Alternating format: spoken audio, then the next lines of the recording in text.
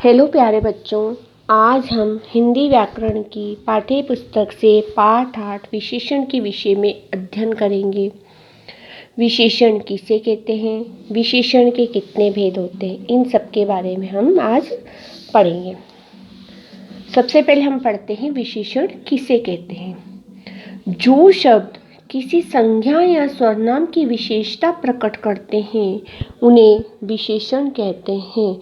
या हम कह सकते हैं जो शब्द संज्ञा या सर्वनाम की विशेषता बताते हैं उन्हें हम विशेषण कहते हैं। जैसे कि काला घोड़ा। अब घोड़ा क्या है? संज्ञा शब्द है। उसकी क्या विशेषता है कि वह काला है। मोटा हाथी।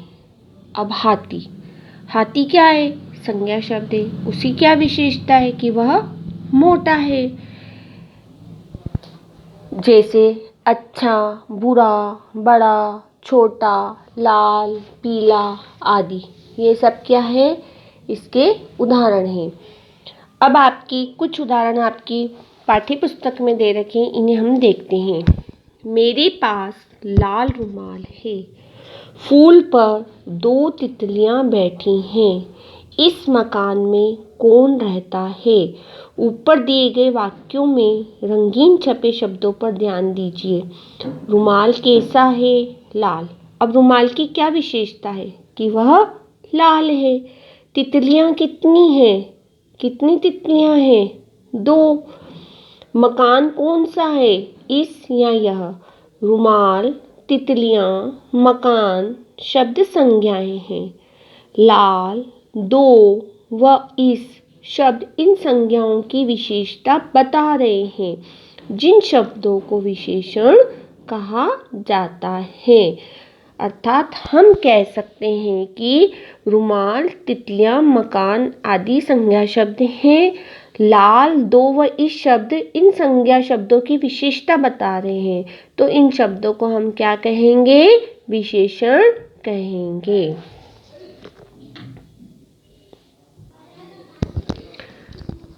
विशेषण जिन शब्दों की विशेषता बताते हैं उन्हें विशेष्य कहते हैं। अर्थात विशेषण जिन शब्दों की विशेषता बताते हैं उन्हें हम क्या कहते हैं? विशेष्य कहते हैं। ऊपर आए हुए शब्द रुमाल, तितलियां और मकान क्या है? विशेष्य हैं। अब हम विशेषण के भेद पढ़ेंगे। विशेषण के 4 भेद होते हैं: गुणवाचक, संख्यावाचक, परिमाणवाचक और संकेतवाचक। सबसे पहले हम गुणवाचक विशेषण के बारे में पढ़ेंगे। जो शब्द संज्ञा या सर्वनाम शब्दों के गुण, दोष, रंग, आकार, दशा आदि का बोध कराते हैं उन्हें गुणवाचक विशेषण कहते हैं।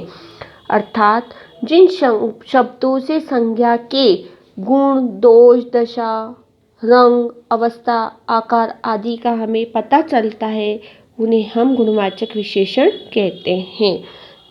जैसे कि गुण हो गया अच्छा, भला। दोष हो गया बुरा, असभ्य, चोर, झूठा। रंग हो गया काला, लाल, हरा। दशा होगी मोटा, पतला, गीला, सूखा। आकार हो गया गोल, चपटा, अंडाकार आदि। अर्थात हम देखते हैं उदाहरण: सुंदर फूल, नीली साड़ी, ऊंची मीनार।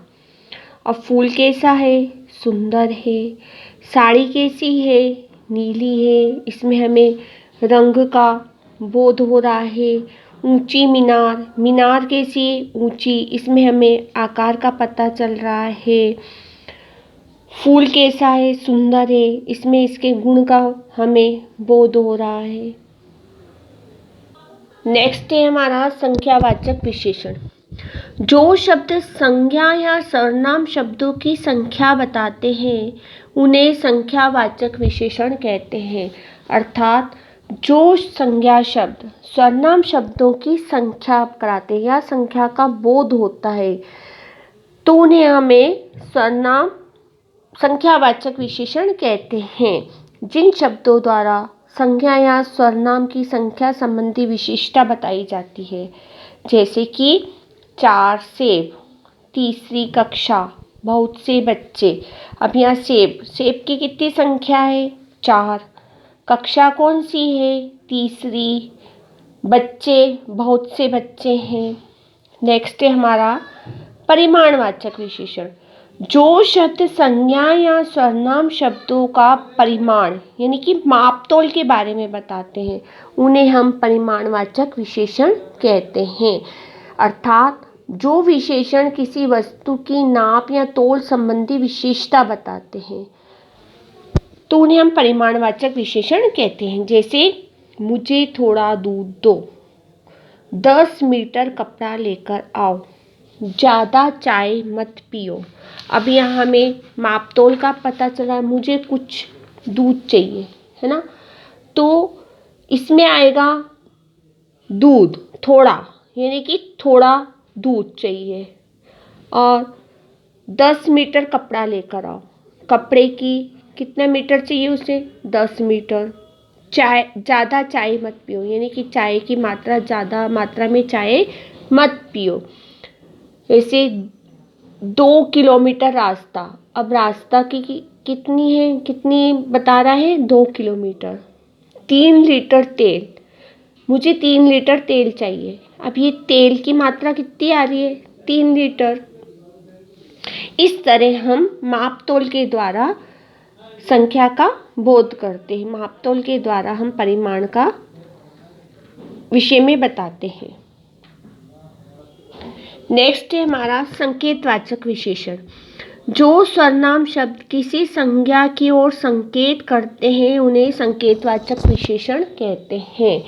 यानी कि जब सर्वनाम शब्दों को संज्ञा की विशेषता बताने के लिए प्रयोग किया जाता है, तो उन्हें संकेतवाचक विशेषण कहते हैं। जैसे कि वे फूल सुंदर हैं। अब वे क्या हो गया? सर्वनाम। फूल क्या होगी? संज्ञा। सुंदर है, तो हम संकेत के द्वारा उंगली करके, इशारा करके बोल रहे हैं हम, वे फूल सुंदर हैं। यह घर मेरा है। अब यह क्या हो गया? सर्वनाम। घर क्या हो गया? संज्ञा। मेरा है, यानी कि हम इशारा करके कह रहे हैं यह घर मेरा है। यह लड़की रस्सी कूद रही है। अब यह क्या हो गया? सर्वनाम। लड़की क्या हो गई? संज्ञा। तो रस्सी कूद रही है, हम संकेत करके, इशारा करके बोल रहे हैं कि यह लड़की रस्सी कूद रही है। वे लोग रोज सुबह घूमने जाते हैं। वे क्या हो गया? सर्वनाम। लोग क्या हो गए? संज्ञा। रोज सुबह घूमने जाते हैं, तो हम इशारा करके, संकेत करके बोल रहे हैं कि वे लोग सुबह घूमने जाते हैं।